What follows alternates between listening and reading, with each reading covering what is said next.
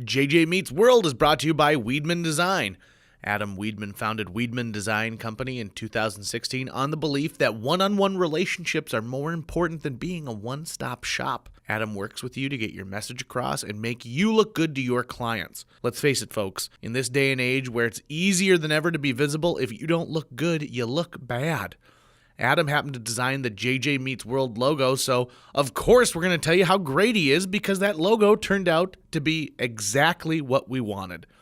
For more information, check out weedmandesign.co. That's Weedman, Wiedman, design.co. 1, 2, 3, 4. J.J. Gordon, sort of like that Indiana Jones, in that he's always sniffing out his next adventure. Yes, he is. He's always interviewing guests so he can have them on his show and they can talk about pop culture, arts, and leisure. J.J. has his flag unfurled and he likes his french fries curled, and he's fun and then he twirled as he goes to meet the world. He will march into the rain even if his ankle sprained. Take a peek inside his brain. This podcast is called J.J. Meets World. I've been in a few plays, a couple of musicals, almost all comedies. I've never had a really dramatic role. I don't know if I would excel at a really dramatic role because I think I've got a sense of comedic timing, and I like laughter more than I like hearing people cry in an audience. But one of my favorite theater experiences that I've ever had was being in the cast of The Music Man when I was in high school. Played the mayor, George Shin, and a woman named Lindsay Johnson played my wife, and she was hilarious. She was one of the funniest people I've ever met in my entire life. But she wasn't a comedian. She wasn't someone who was trying to be funny. She was just naturally funny. And I always think I should try and look her up one of these days and just see what she ended up doing, because I'm sure wherever she's working, she's the funniest person there, but she's not working for the laughs. One of the worst theater experiences I've ever had in my life was also in high school when I was in the musical Oliver. I played the guy who owned the funeral home that they sell Oliver off to, and I had a song, and I was rehearsing that song, and I'm just not a singer. I never was in choir. I don't know. I can't read sheet music. I don't know what pitch is, and the choir director, I think, kind of was like, "Oh, I know we have to cast this kid because he's insanely popular, and we know he'll be a big draw to get folks in here. But what are we going to do with him because he can't really sing, and he's got I've got a song where it's only two of us singing in the song, so it's not a solo, but it's not really quite a duet." Yeah, you can't. Your voice isn't blending into like a chorus of people. Correct. So the choir teacher at one point says, "Okay, listen, you're with an insanely talented young lady who's playing your wife. This is not Lindsay Johnson. This is a new girl, Allie Shower." And Allie one day, he's like, "Just follow Allie where she goes on the notes. So you'll always be, like a millisecond behind. But if she goes here, you gotta here." So Allie was just I don't know so if that's sweet. good direction. Well, I think you're gonna, you gotta put lipstick on a pig, right? Sure. That's what was the best course of action, because he wasn't gonna teach me how to sing in the weeks. So he tells Allie, like, just let JJ follow you on these notes. And Allie was really sweet, and she took extra rehearsal time with me. And the song was called "That's Your Funeral." And it was the last time I sang in public that wasn't karaoke. And my go-to karaoke is the Brady Bunch theme song, to give you an idea. And I will forever think of Allie Shower as one of the kindest, sweetest people for never making me feel bad about it and just watching, things merrily roll along.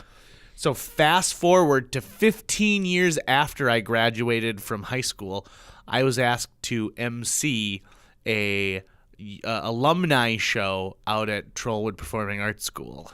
And I told them right off the bat, Like, I'd love to do it. That'd be great. I can MC that for you. I do that all the time. He goes, great. So then a week later, he says, here's the sheet music you'll need for this. And I go, whoa, whoa, whoa, whoa, whoa, whoa, whoa. The what? It's like, you guys know that you never cast me in a musical, right? You know I always did second stage, which was as they said, the straight play. And not for lack of auditioning, because I tried. I desperately wanted to be in one of the musicals. Oh, I know. Yeah, right? And I love musicals, don't get me wrong. I think that musical theater is top-notch, as you know as well. We've road tripped together. Oh, I know. You've seen my iPod. Yep. So that was the second time I ever had to sing in front of people, and that was nerve-wracking and horrible as well. And I remember being among people. There are people there like Becca Cody, who is touring with Rod Stewart, and has appeared in Rock of Ages, and people who are the leads in Trollwood shows and who have gone on to sing professionally in their lives. And there's JJ in front of the pianist having to pluck out some of these notes and having everyone look at me and go, oh, what? Yeah, you're great, but you're not a Preston Boyd. No, I am not. I am not. What do they call that when you're good at, like, you've got the three things, the triple threat? I am not that. You're a double threat? No, I can't dance either. I'm just a threat. Just a single threat. So it is probably one of the bravest things I've ever had to do, though, because I knew that this room was going to be full of not only other talented performers, but other people who know the quality of talent. These are the parents who had volunteered for many years and the other alumni.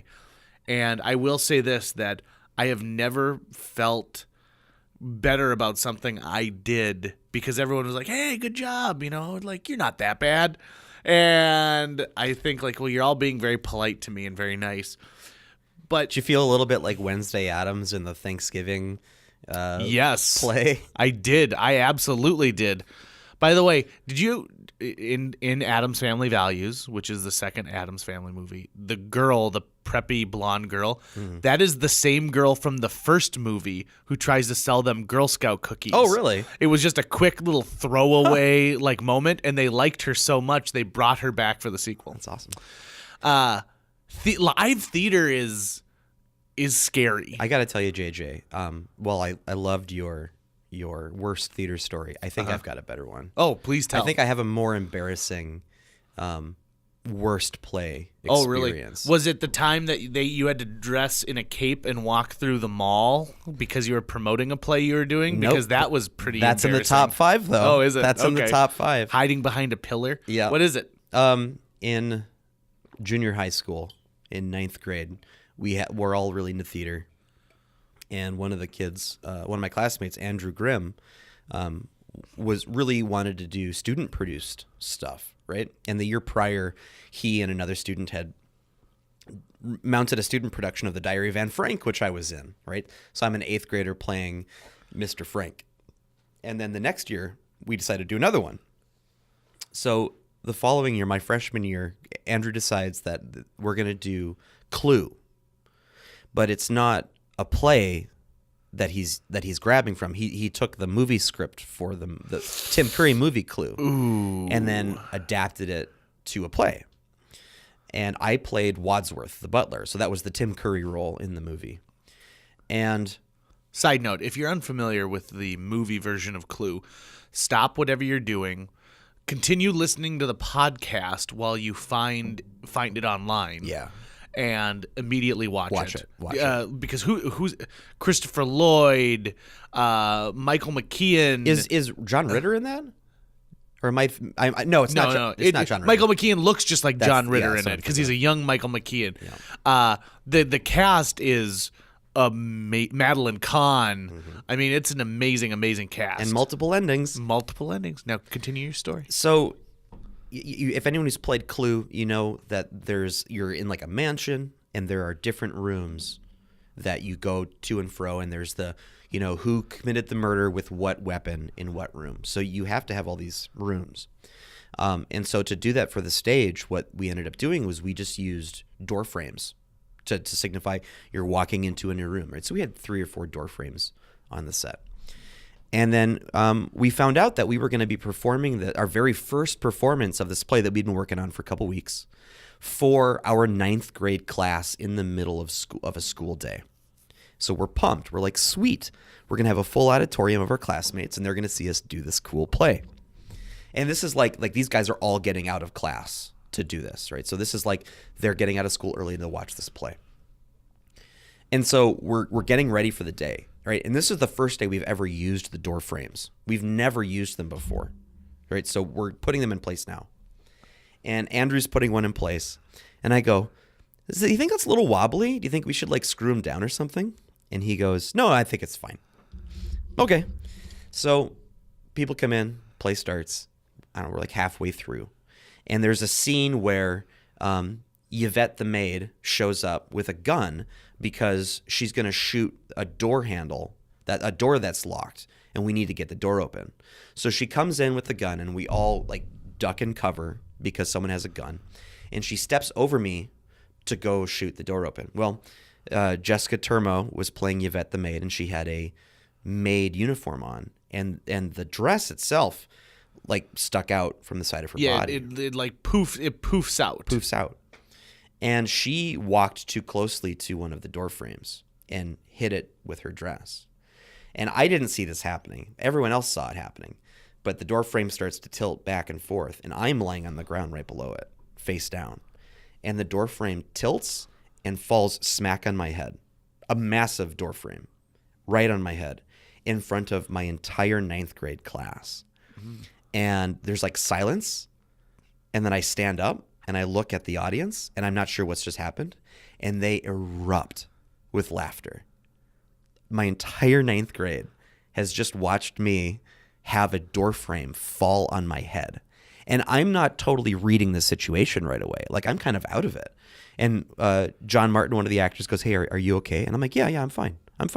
And we continue the scene. We just pull the door frame back up, continue the scene, and I walk off stage, and I collapse into a chair because like it's all caught up with me. Yeah. And after that, I was the guy who had the door frame fall on his head in front of the entire. They could not stop laughing about it. They thought it was the funniest thing on the planet. So yeah, that was my worst play. That doesn't sound like a horrible experience. You turned lemons into lemonade. What? How did I do that? They weren't laughing with me, JJ. Oh, sometimes you just got to enjoy the laughs when you get them, Tucker. Yeah. No, I mean, because they didn't call you like frame boy or anything like that. They called me the guy who got hit on the head. They didn't know my name. You kids at North High were real clever with your nicknames. This was Ben Franklin still. Oh yeah. I'm gonna raise you with that. I'll tell you about the absolute worst time I've ever had on stage. So okay. Because I haven't, and this is the whole group, and so that was bad for you, right? Yeah. I mean, the rest of the cast was just fine. Yeah. You were that cast was kind of made up of the people who became like our friend group for a while too. Like Natalie Deutsch was in there. Yeah. I think it would, from that group, maybe just Natalie, but yeah. I didn't know Jessica too. That's true. But anybody else? I mean, the rest of the cast, I can remember their names. Yeah, because they don't matter. They don't matter. Anyway, I was in a Sorry, a guys. 3-act play my senior year called The Musical Comedy Murders of the 1940s. It's not a musical. It's just a mystery farce. And they had the sophomore class in drama built the set. That was the first thing they did. So they started the year off by taking technical theater in this class, which in my personal opinion is probably the worst idea ever, because these are kids who are taking their first ever long-term, like semester-long drama course. Yeah. They want to be doing funny skits and monologues and a lip sync. They don't necessarily want to be learning about how to use power tools. Yeah. An important skill nonetheless, but still you gotta put your best foot forward.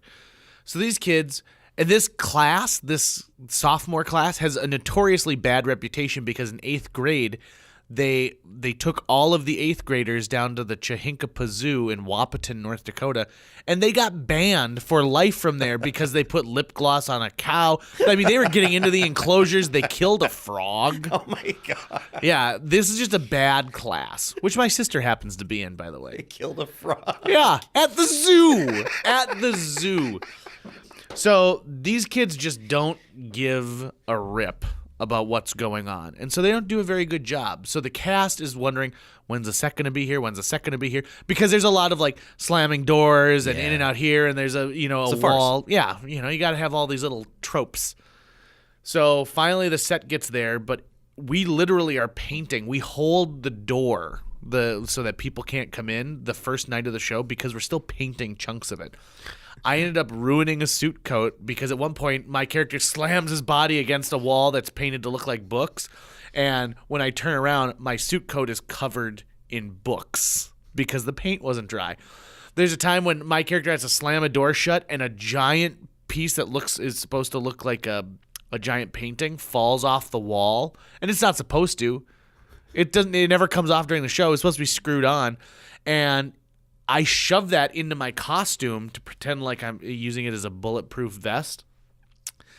The piano we had was different than the one that we had rehearsed with, and then there was a desk, and I remember Taylor Strand at one point she's wrestling with somebody and she gets put up on this desk, but they miss.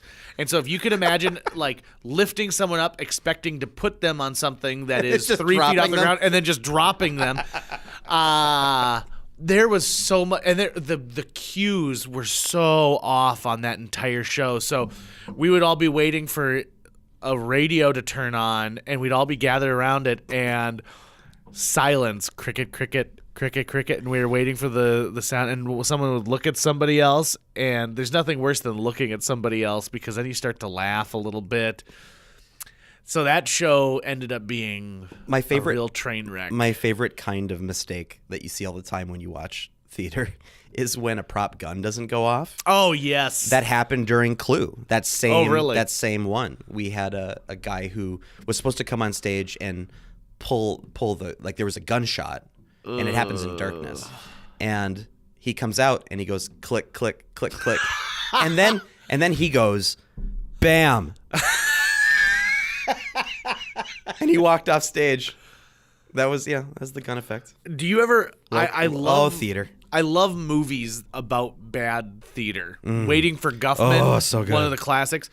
There was a great. Are we going to count the movie version of Noises Off? Oh, we absolutely should. Even though it is a play, and then they just made a movie about it. And they did a great job, I think, with that movie too. Carol Burnett's funny in it. Yeah. Christopher Reeves is funny in it. Sardines.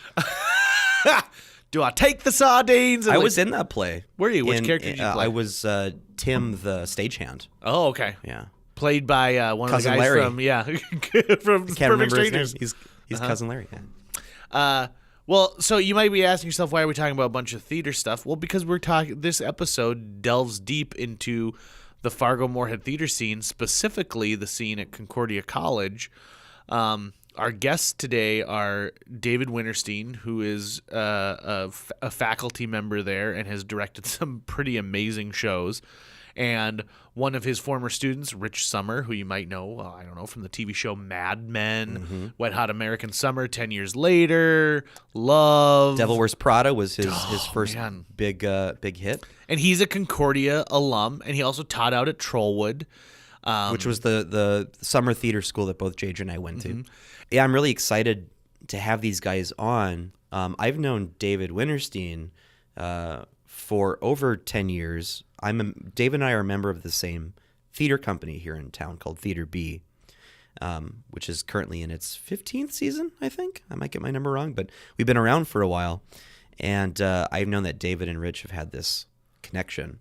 And I've always wanted to get a chance to talk to Rich. And I think what is most important about this podcast is the relationship between teacher and student that happens, because you'll hear it in Rich's voice how much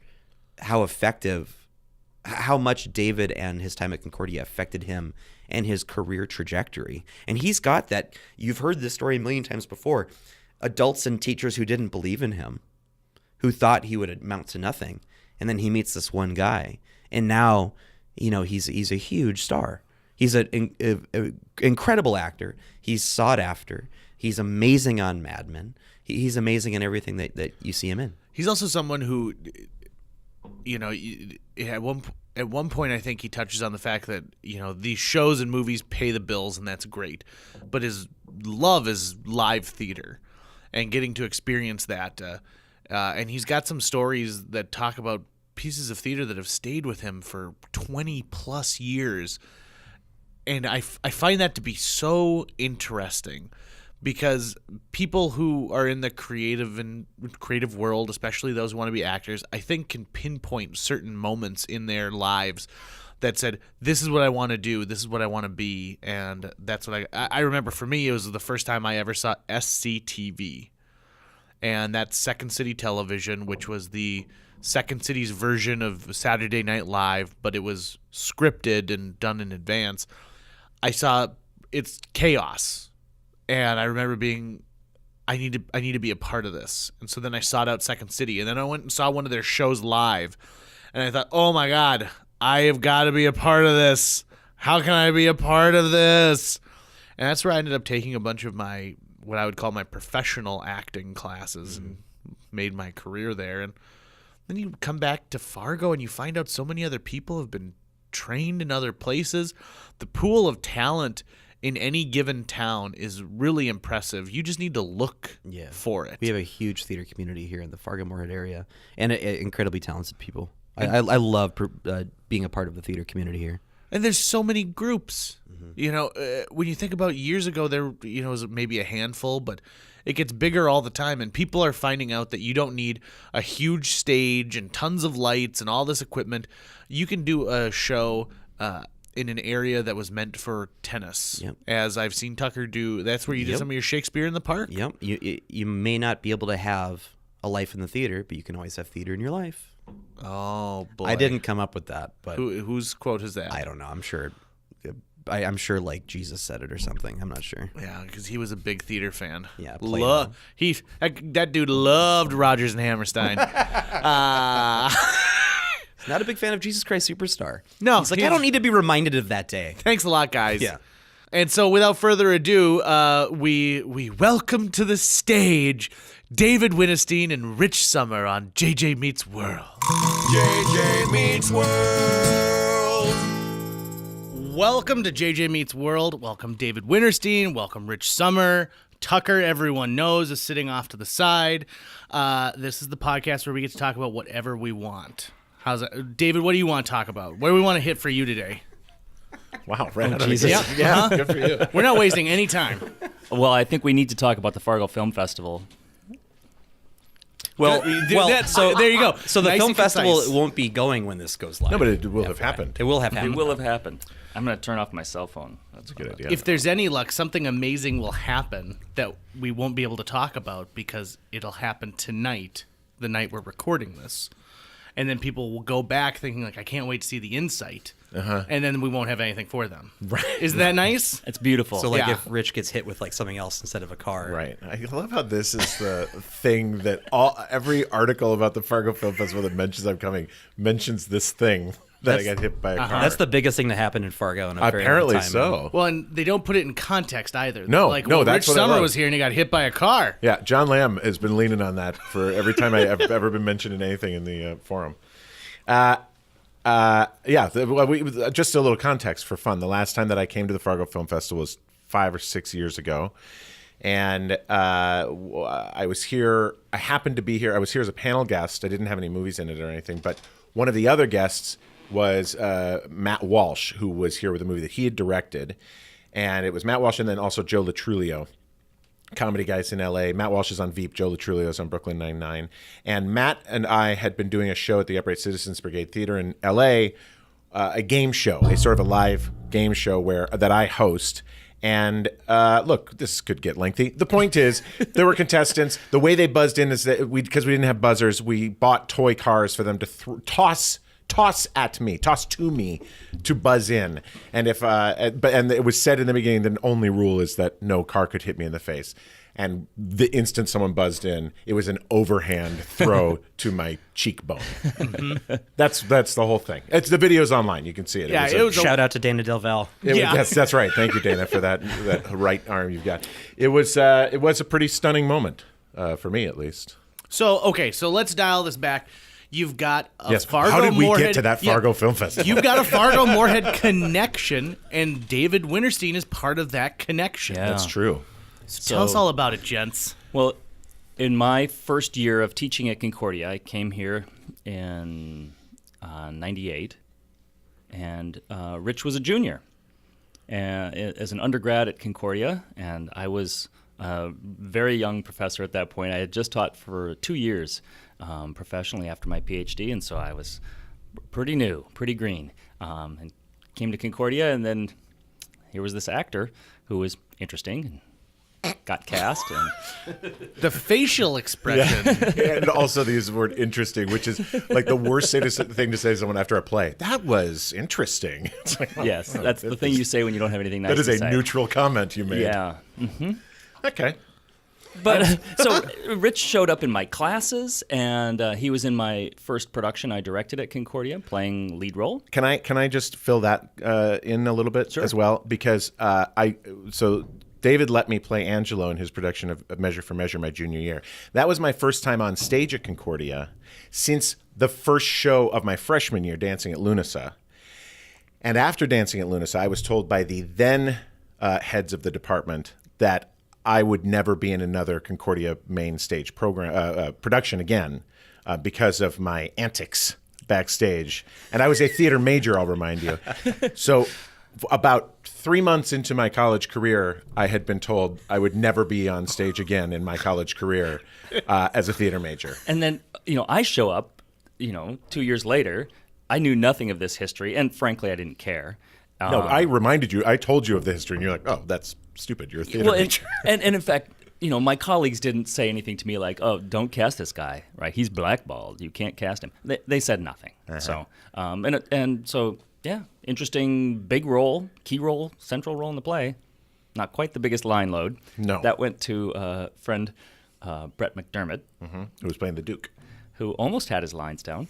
He did great. That was painful. There were a couple of moments we had 4 performances, and in 2 of those 4 performances, Brett went up and had to be dug out by In others Brett's defense, correct me if I'm wrong. The Duke in Act 5 of Measure for Measure has more lines than any other Shakespeare in any single act. I don't know about that statistic. I believe exactly, it's something to that sounds effect. Like it. Oh, it's a huge role, huge line load. Just before we had done the production, Brett and I had gone on the Concordia Choir tour for 2 weeks, where I assure you we weren't doing a ton of homework.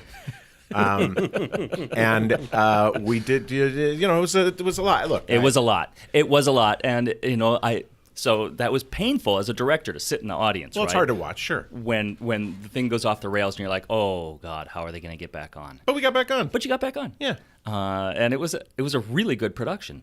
I did get in trouble for that production. Yes. Really? Yeah. Well, David has look, as evidenced by his willingness to eschew the one rule that had been given to me, which is that I could never be in another main stage production again. David has a tendency to, and I think it's fair to say, sort of not be as interested in those rules that someone gives you, especially as a theater artist. Rules are kind of dumb. One of my mantras is break the rules, don't get caught. Right. I kind of got Well, caught. you got totally caught. Yeah, but how were you not going to get the thing specifically that David got in trouble for, if I'm not mistaken, was the portrayal of the character Pompey as a very flamboyant gay character, flamboyantly gay character, who at one point, in fact, brought a vibrator on stage that was buzzing, an active vibrator. Okay. Am I wrong? You're not wrong. I just want to put the story in context. I think I did. We keep having to use the word context in this podcast. Very defensive position to take. Well, so David's in always terms putting of- vibrators in his plays. That's by the right, way. yeah. It happens a lot. That's the context. It's not true. So 2 things there. Yeah. So the actor who was playing Pompey was gay at a time when Concordia was very closety, and he was the one who said, "I want this character to be out gay character, to be very flamboyant." And he had himself had only just come out. I think that's right. I know it's right. When we were freshmen together, he was not out yet. And in fact, his name was Rich as well. When we came to school, his name was Rich. And he said, look, we can't both be Riches. And I said, well, I don't see why it's a problem. He said, no, I'll be Richie, you be Rich. And that was like his first, like the tip of his toe out, I think, was that he chose to be Richie. By the end of that year, he was really ready to be out and proud. Yes. And so he was the one who pushed for the pink hot pants and the crop top. there was a moment when so he's playing this jailer who he's playing a bartender who goes to prison, and then in prison he's got to be the executioner, or he's going to get his head chopped off. So he's like, fine, I'll be the executioner. And Richie is not a big guy, and so it was kind of funny that here he was in his pink hot pants and his crop top playing the executioner. And so I asked the props person, I said, go down into props and find the biggest axe you can find. And the props master came back with this thing that was like 6 feet tall, bigger than Richie.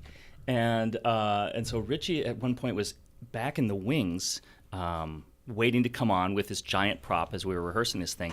And I can see him spinning it like up in the air and doing these tricks with it. And I said, Richie, what are you doing? And he's like, I'm so sorry. He was apologizing backstage. I'm like, no, what are you doing? And he said, well, my high school had a flag team. I was the only guy on the flag team. So he knew how to do these flag tricks. So I was like, okay, stop everything. We're going to insert a dance number in here, and let's find a piece of music. And Richie then came out and did this whole choreographed dance number, spinning this axe around. It was marvelous. But we have to get back to the vibrator. Yeah. So basically, look. Let's get back to the vibrator. Again, long guys. story short, Concordia at that time, it's fair to say, was on a more conservative bent than it is now. True.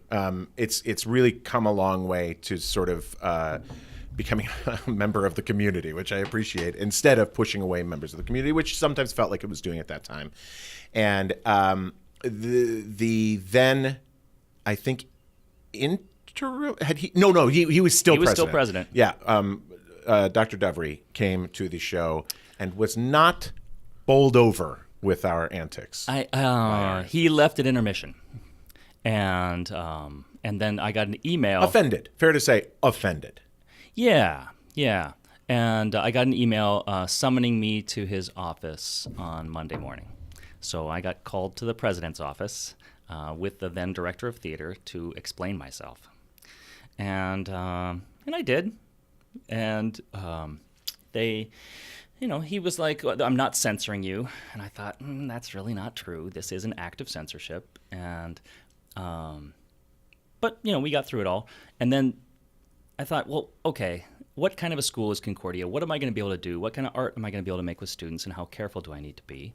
And so I thought, well, there's only one show really to follow up and test this thing, and so we did Equus the following year. Yeah, which I'll remind you, if I'm not mistaken, when it was recently on Broadway, Daniel Radcliffe was naked on stage. Yeah. In So the they lead just role. required it was a girl horse instead of a boy horse, basically. Is that what Concordia Let me told tell to you, do? we pushed the limits there as well. It was a really beautiful, stunning show. The actor was not naked. No, we didn't do nudity. Right. They went down to their underwear, and Yes. it was a fraught moment. Yes, it was an intense. Listen, David's heard me say this 400 million times. Whenever I talk about a moment for me that sort of, I think anyone who goes to the theater with any regularity has a moment where they feel sort of in awe of the thing that they're taking in, that they are affected deeply, that it's whether it's moving or whether it's just sort of, it just hits the reset button in your brain for a second, and you just can't really believe what you're seeing. For me, top of the list was this production of Equus. I had auditioned and not been cast. And as I said to David when it was over, I've never been more glad to not be cast in a show. That show obliterated me. I can hardly talk about it, but it was really, sorry, Jesus Christ. It's been 22 years, but wow, great. There was just something about that show that was so well done. And the lead actor, Peter Gallick, who he never really liked me. I tried to be nice to him at times, but he just never really liked me. And I wrote him a big long letter afterwards. And I was like, I just have to tell you that you were phenomenal in this production. He never responded, but he was phenomenal in the production. Let me talk about casting that show. But before you do it, I just want to say one more thing. Brett McDermott, who we just referenced a moment ago, as the Duke in Measure for Measure, who had trouble in that. And he played Nugget, which is like the main horse in Equus. And, this all sounds crazy to talk about out of context without seeing this show, but you have to know that the horses are embodied by humans on this thing. And his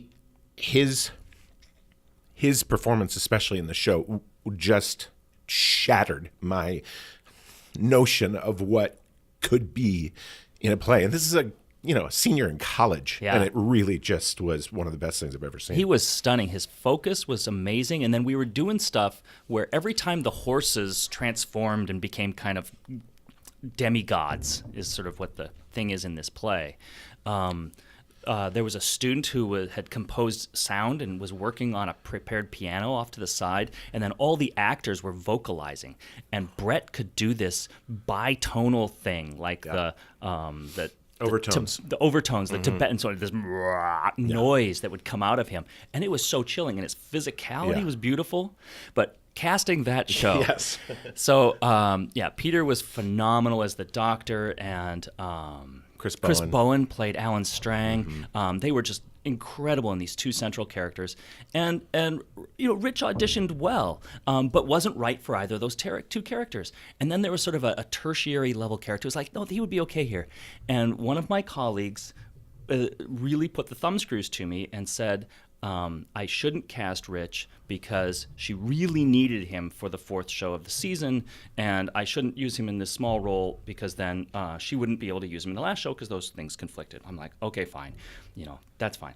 Didn't consult Rich on this, which was same colleague who told me I'd never be in a main stage show again. Yeah, she really then wanted to have Rich in her show, and you declined to audition for that show. I did. Yeah. I did decline to So audition at for that the end show. of the day, it's too bad. I would have liked to have worked with you again, and I thought you would have been much better in that. No, but that's role. not what it's about. Again, I'm not a big guy on like.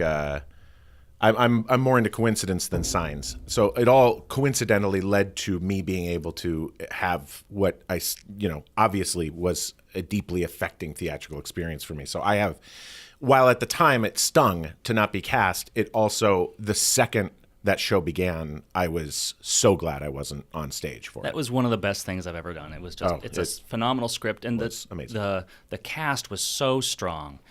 Chris Bowen had this intensity as this young, disturbed man, and Peter, he was a senior in college, but he had some male pattern baldness going on, and he had this big, thick beard. And so he's playing this guy who's dealing with midlife crisis, and from an audience standpoint, he looked like you bought it. You totally bought a guy it. who is 45 to 60 years old. I mean, it just for an undergraduate actor to be able to accomplish that kind of complexity of character is just it's unusual. I think it's safe to say you were able to find in both of those guys things that had not been found yet for them as actors. And I think, Chris had been in other shows, Peter, and certainly I went to high school with Peter as well. I'd seen him on stage, and this was completely different from and we shouldn't neglect to mention Annie Jacobson, who played the young woman as well. I mean, so it was just this chock-a-block cast, and brilliant design by Laura Wilhelm of the Horseheads. Anyway, it was one of those. So having done undergraduate theater now for more than 20 years, some shows stand out as being really good. Most shows are what I call fine quality undergraduate theater, right? and I can hold my head up, at any one of those shows, but it's different from doing something that's at a professional level, with people who are age appropriate for the characters, right? We're dealing almost all the time with 18 to 22-year-olds playing people of all kinds of ages. So for an undergrad show to reach that level, it's extraordinary. It's one of those things that I've had the opportunity to see Equus on stage since, and I have opted not to because I just don't want to mess with my memory of that show. I don't want anything to become conflated. I don't want anything, and my memory of it can't be pure because I've accessed it so many times. It's been changed over the years, I'm sure, but for what it is, obviously, I would like to kind of hold it dear. So I think probably that's the only production of Equus I'll ever see. When you say access it, does that mean when trying to reach a certain level of emotion, say like in a part? No. I just mean accessing that memory. I've thought about it a lot. It's been my sort of pat answer for the play that changed how I thought about theater. Wow. I mean, truly affecting what the potency could be. I think David could tell you, and I know that the people who ran the program before can tell you, that I was approaching theater on a pretty surface level at that point. And specifically, you were approaching life. I was as a fair dilettante, enough. I think. Fair enough. But specifically, I remember one thing that David said to me while we were doing Measure for Measure, that I had an innate ability to. I always had an innate ability to make words sound like words. I could make it sound like conversational. Some people, I think, when they get a script, they don't know how to make it sound like humans. And I was always able to make it sound like humans, even when I didn't understand what the hell I was talking about with Shakespeare. When David would say, listen, I know you don't know what the hell you're talking about it, but somehow you make it sound like you know what the hell you're talking about. And that's been my skill set. But seeing Equus was sort of the first time that it cracked it open for me. And without having seen Equus, I think it's fair to say, my senior year, I had the chance to do Fiddler on the Roof as a 40 years too young Tevye, and that experience was certainly informed by what I had seen in Equus, because I felt more free to take a stab at creating something different from myself. Every other part till then had been, any part you ever play is going to have shades of you in it. You don't have a choice. You're stuck in this. I'm stuck in this body. You're stuck with it over here. But I think that there's latitude in there to try and build within those lines. And I had just been coloring very much within the lines, not even really coloring. I just was sort of doing a thing. And after Equus, I think it sort of cracked me open to be able to approach something like Fiddler on the Roof and everything that's come. Then I went to grad school and learned about creating a character and kind of building in a way. But that was unlocked by seeing Equus, I think. It was informative, transformative. I think we should hear you talking about your transition to grad school process. Sure. Well, you were certainly a part of that as well. Because I had just come out of grad school. My wife Carrie had done her MFA in acting, and so I knew what grad school could do for an undergrad, and so. Talking with Rich about this, it's like, if he really wants to be a performer, he needs to go to grad school. You need to go to grad school. I was kind of pounding on you on go to grad school from probably those first semesters. Yes, early on. And Rich was pretty dead set against that. Not even pretty. I made it very clear that was not what was going to happen. I had no interest and no means. I just didn't have any sort of desire, or it felt like opportunity to do something like that. Fast forward to probably about 6 months after I graduated, I was working at ProX Photo in Edina, Minnesota, stocking photos that were being sent out to Chicago and whatever. And my manager, who I loved this guy, but he said to me while we were stocking these photos, he said, people here really like you. And I was like, oh, thanks, that's nice. And he said, I started out here just like you, just doing the office work and kind of stocking photos. I really think you could be doing what I'm doing. You could be a manager. And I was like, okay. And he said, I started my junior year of college. I ended up just quitting college and staying here and just, and now I've been doing it for however long. And I was like, okay, I'm gonna take lunch, and I took lunch and called David and said, "How do I get into grad school?"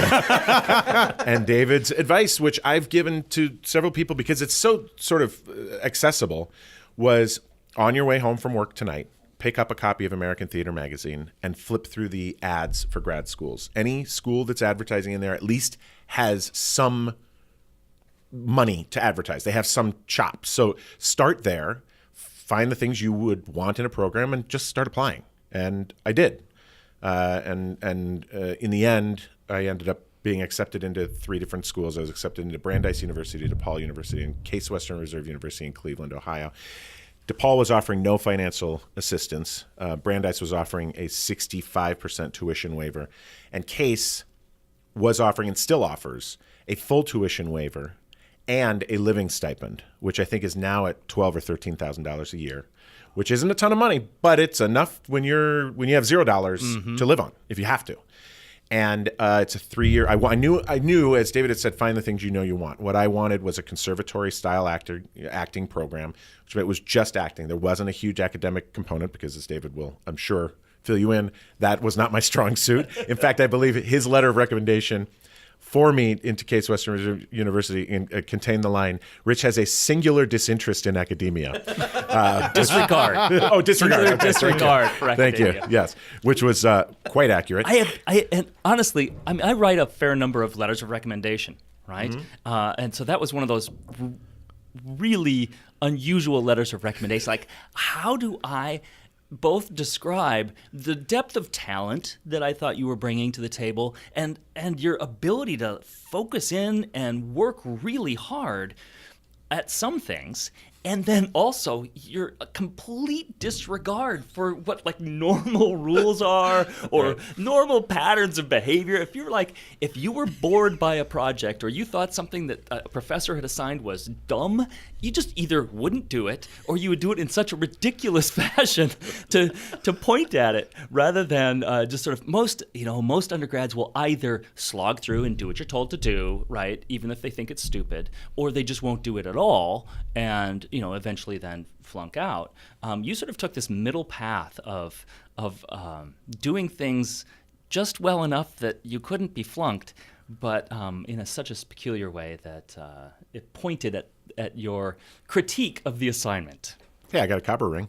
You did. I got through there. We got you through. But yes, it was truly not my academics that got me through. But like you say, yeah, it was a cobbling together of just enough to get out, basically. But on the other hand, you did things like when you went to the Kennedy Center American College Theater Festival and you would go to workshops, you took notes.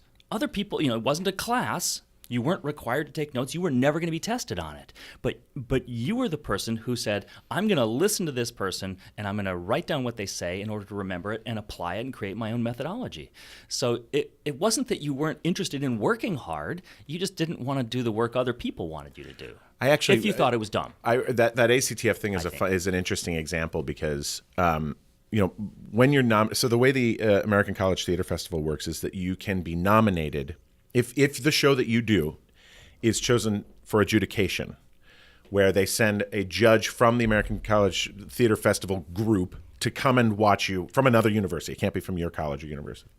They come and watch, and they choose an actor to nominate from that production to go to the ACTF.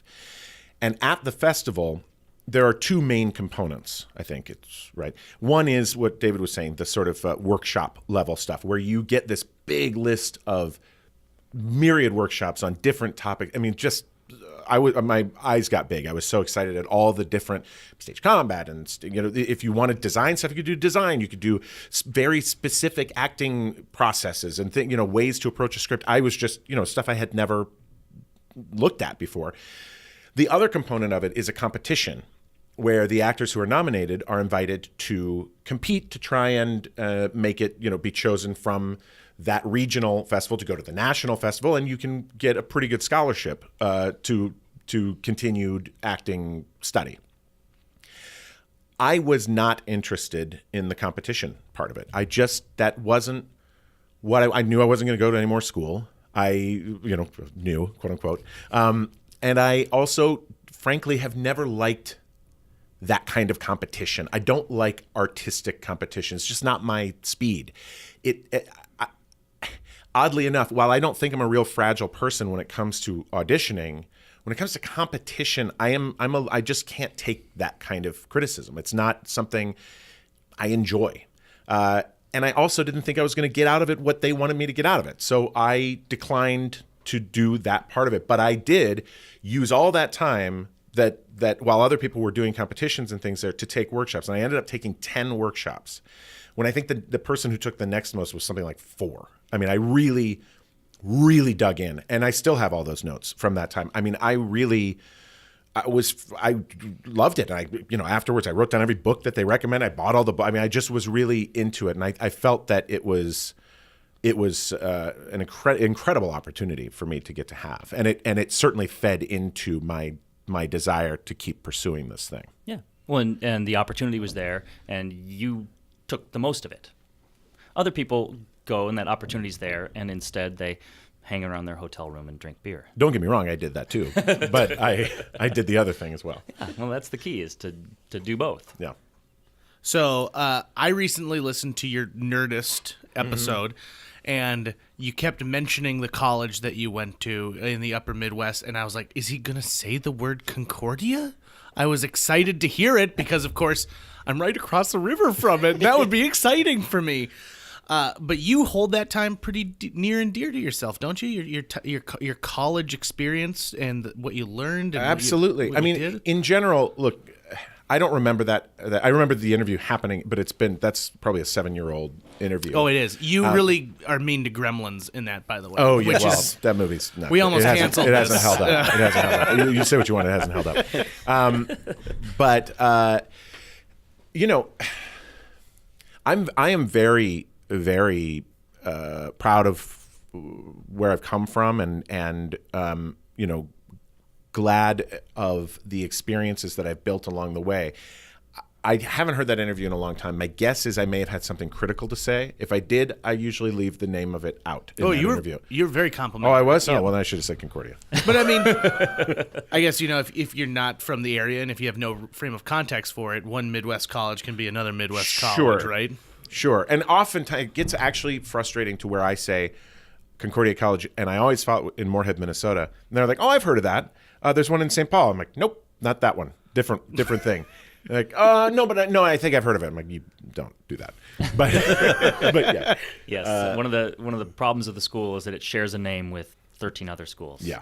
Rich, was there, excuse me, was there a film experience that you had, excuse me, sorry me, where you're talking about the feeling of watching Equus? Was there anything, maybe not at the same level, but maybe a similar experience in film or television, since you act in that so much? The closest thing I can think of is, television. Breaking Bad was pretty. I mean, I was already on Mad Men at the time, but that show rocked me a little bit. And same with Sopranos, The Wire, like those really kind of high up things. Film wise, American Beauty came out when I was at Concordia, and I saw it 7 times in the theater here. That movie I just thought was stellar. I thought the performances all around were incredible. I thought that the storytelling was amazing. I mean, that was one of the first times that I really kind of locked in to what a movie could do from a more mature vantage point. But I also, you know, I'm not a film buff like a lot of other people are film buffs. I like movies, but it's a pretty loose affiliation that I have. I did try, you know, in efforts to, like David was saying, when an opportunity is there, I do try to make the most of it. When the American Film Institute was touring its, I guess it was AFI and Library of Congress, were doing a tour of films. They came to the Fargo Theater my senior year, and I skipped a week of class to go and watch every film that they showed. From top to bottom, every single film they showed, I watched it. And they were all, because they were all on either the AFI Top 100 or in the Library of Congress, it was, you know, they were all special in some way, even if I didn't get it. You know, some film noir I still don't get. Touch of Evil, I think, was in that one. I was like, I don't get it. With Heston? Yeah, and Janet Leigh, I think, and it was just, I think Janet Leigh came and spoke at the Fargo Theater, and I was like, ooh, that part's kind of cool. She was in Psycho for 12 minutes.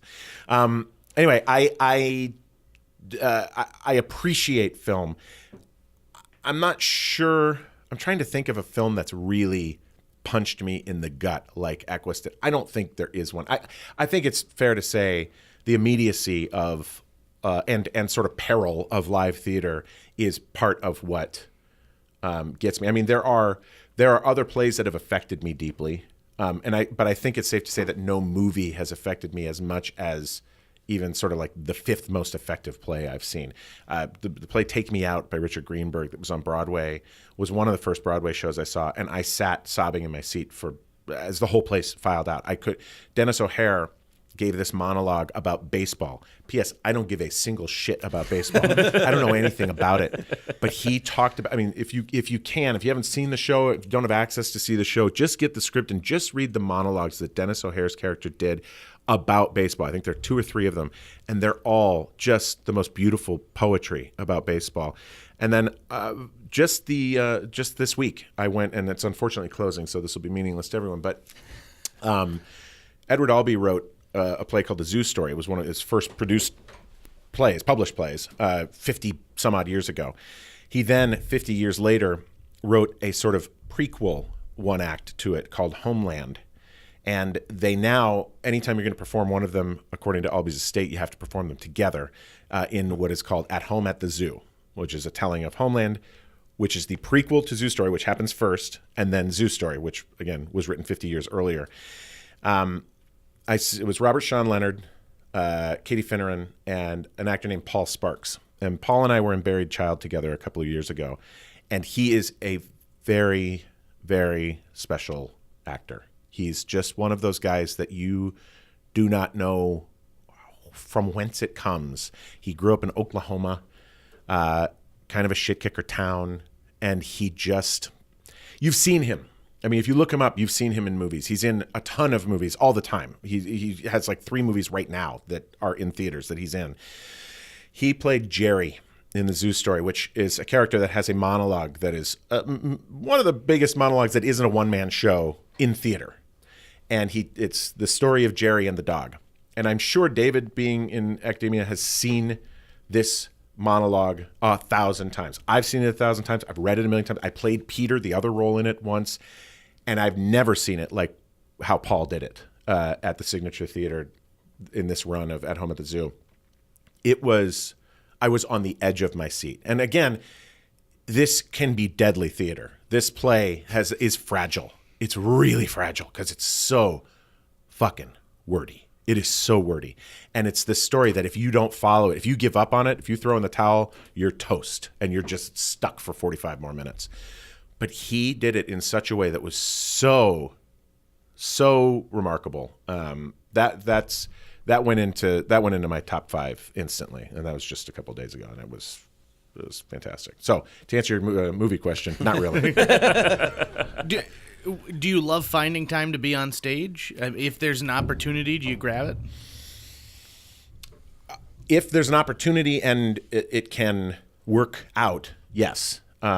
Stage is definitely my preferred method of delivery. I would if stage paid better, that's what I would do exclusively. The movie and TV thing is really great work if you can get it, and it has been. I've been really, really fortunate to be able to make a living doing it. But nothing as far as like artistic fulfillment has yet come close to experiences that I've had on stage. Does this include your improv work as well? No. No? No. Not even close? I love improv. I thought there was a time there that was what I was going to do with my life, was be an improviser. And I went to New York after graduate school with a master's degree in hand, thinking, I don't need this master's degree because all I'm going to do is comedy for the rest of my life. And I instantly realized that was not where my strengths were. I enjoy still improv. I enjoyed doing it then. I don't really do it anymore, almost at all. And it just became very clear very quickly I was never going to be as good as the people I was watching. That's not me. It's not knocking myself, but I had been doing it for over 10 years by the time, almost 15 years by the time I got to New York. And I watched Amy Poehler, Matt Walsh, Matt Besser, Ian Roberts, Jason Mantzoukas, Paul Scheer, Rob Riggle, Chad Carter, Owen Burke, these guys who are, Rob Hubel, these guys who were just in this shitty basement theater under a Gristedes where celery water would collect in a plastic bag until it burst on stage. It was a horror show. They were making $0 and they were doing like high art. And I immediately, just something shifted in me and I said, I will forever love watching this. And I am so glad I have the history with it that I do, but I'm not going to spend any more time on it. JJ and I are both Trollwood alum, and I actually remember seeing you out at there when you were you teaching an improv class or what class? 2005, yeah. I taught improv, I taught neutral mask, and I taught one other thing. But yeah, those were the. Was that before or after Prada? That was funny enough. I got the phone call for the audition for Prada while I was at Trollwood. That's what I thought, because I remember seeing Prada and going, hey, because I didn't even know David yet at that point, I don't think. So We filmed Prada in October of 2005. So 2005 is the year I got married. And leading up to our wedding, my wife went to Mankato to kind of plan the wedding. She's from Mankato. We'd come home from New York for the summer to sort of get ready for it. And I spent a month at Trollwood. And while I was there was when I got the phone call that there was this audition for this Meryl Streep movie. And it was like, ugh. And they said, just please, we had to fight very hard to get this audition for you. Will you just please put it on tape? And I said, fine. It felt a little bit like throwing it down a hole because, you know, when you hear it's an audition for a Meryl Streep movie, it's sort of like, okay. I'm at you were Trollwood. just so green. You Oh, had yeah. done almost nothing. I had done a couple of commercials at that point, and that was it. Yeah. As far as professional work. And so I sent in the tape. They called and said, will you fly yourself in for a callback?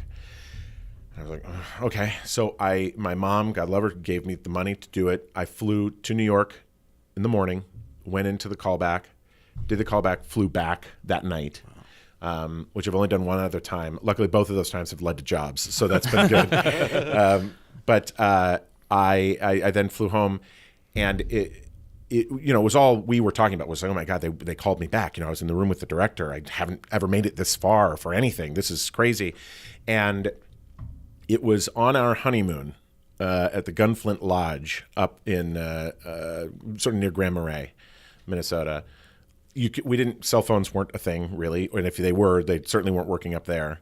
Our cabin didn't have a phone. And we just received a note that said that I was supposed to call my manager, so we went to the payphone and called, and they said, well, your honeymoon just got better. You're going to be in The Devil Wears Prada. And it was, crying and wine and crying and more wine. And then we flew back to New York, and I shot for about 3 weeks. I was on hold for them for 3 or 4 weeks to do those 3 days of scenes in October of 2005. David, do you have students who ask about Rich, who come in and have like a million questions about the character of Harry Crane that they think you're going to have an insight into? Actually, kind of sadly, I think that no. Really? Really, Well, you will truly. now. And maybe, you know, have a I huge think that, listenership with your students. you know, the thing about students is that, there's a new crop every year, and every 4 years they're all gone and they're all changed, and there's new people, right? And so, if you go and talk to somebody who's 18 right now and ask them about Mad Men or Devil Wears Prada, the chances are they'll go, what's that, right? Yeah, 'Cause but if they'll they're go 18 like, now, oh, I love the show Glow, or I'm watching Love on Netflix right now. Sure. Rich is very much like in the zeitgeist, David. I heard Give this him really some good credit. commercial on I'm just saying. That's not. He's not giving me credit. I think it's a very fair point that it's not like I've done a ton of kids shows, and 18 is young. We forget. Definitely to have seen Mad Men, to have seen Devil Wears Prada, to have seen any of that stuff. It's not. A lot of the stuff that I've done has skewed older. I think Prada came out in 2006. 2006. It's a long-ass time ago. So for an 18-year-old, right, they were in diapers Oh my in God. 2006.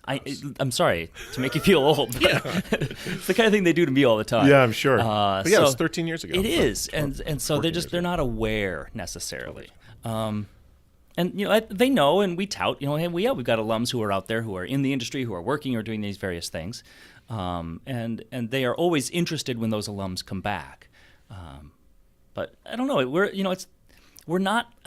Concordia isn't necessarily like a pre-professional program. It's not like we attract students who are just going to die if they don't go into the industry.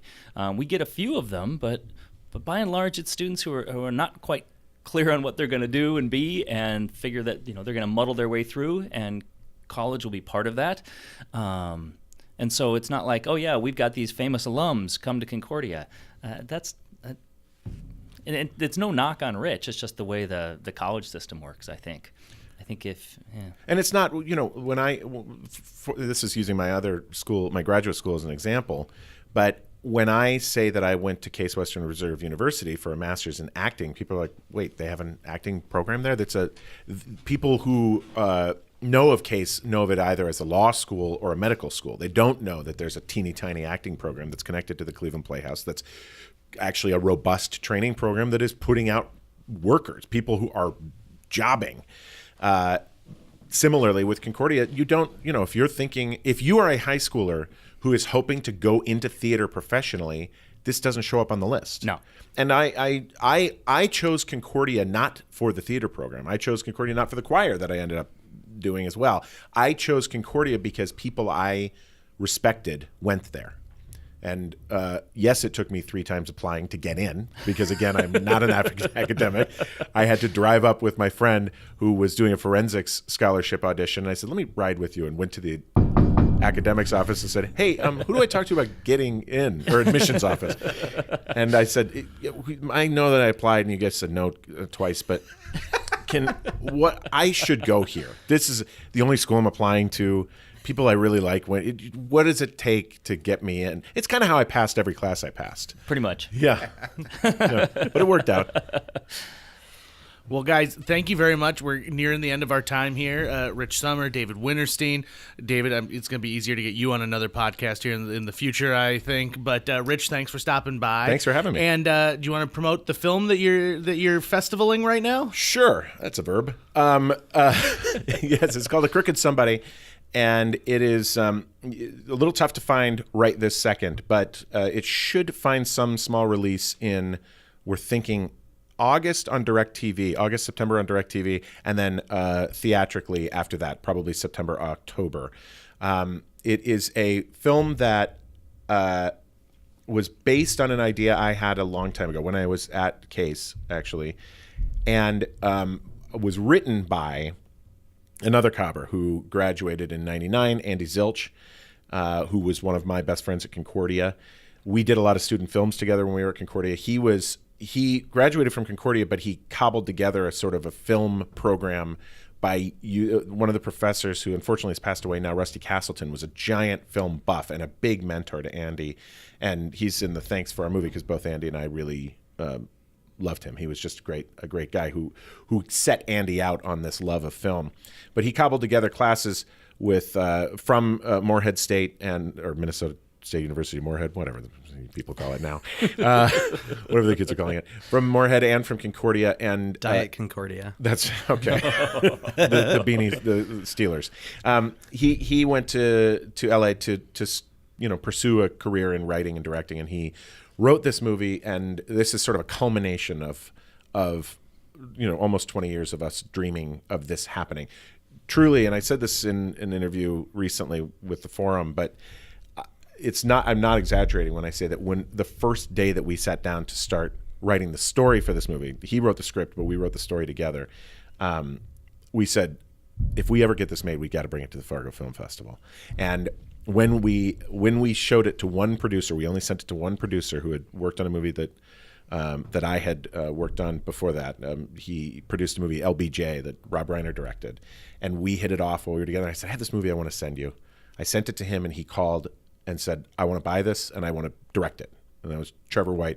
And I said to Trevor in that initial phone call, just so you know, if this ever gets made, Andy and I want to get it in the Fargo Film Festival. And when Trevor called us a few months ago to say that we had sold the movie to Vertical Entertainment, we called Vertical Entertainment to say how excited we were. And could we please, however you release this thing, could we please submit it to the Fargo Film Festival? This is really, Andy and I went to college watching movies on the screen. We still are beside ourselves that tonight we're going to see this thing on this screen with so many people that we love and love us. And it's a really, it's an exciting thing. The movie, hopefully will stand on its own, but for us, tonight is sort of what we've been gearing up for almost 20 years. Well, cool. And David, thanks for coming. My Anything pleasure. you want to pitch or promote? The Moors at Theater B. The Moors coming up in Pretty soon about here. 4 weeks or so at Theater B. It'll be a really stunning production, but I'm sure you'll have me back on to talk about that. You betcha. We're thinking about doing a Carrie David episode. Excellent. And I'm not even going to be present for that one. I just want you two to talk back and forth, and I'm going to present a parking lot plan near your home that I want you to debate. It'll make sense. I'm sure everybody else gets it. Yeah. I'll just let it roll. So, Local politics. I see. David Wintersteen, Rich Sommer, this is JJ Meets World. Thanks, guys. Thank you. Thank you. Well, that's going to wrap it up for today's show. For more info, including how you can help us keep the lights on by donating to our Patreon, visit our website at www.jjmeetsworld.com, or you can hit us up on social media, Twitter, Facebook, Instagram, all the sites that you fancy kids are using these days. If you'd like to stay up to date on new episodes of JJ Meets World, don't forget to subscribe to us on iTunes, Google Play, YouTube, or wherever you consume the podcasts you love. JJ Meets World is produced every week by Tucker Lucas. You can find out more about Tucker's work by checking out www.moonbasemaria.com. Or if you want more information on JJ's improv troupe, The Linebenders, simply hit up Facebook and search the word Linebenders. I suppose that does it, huh? Is it time? Should I clean up in here? I know I left a lot of wrappers.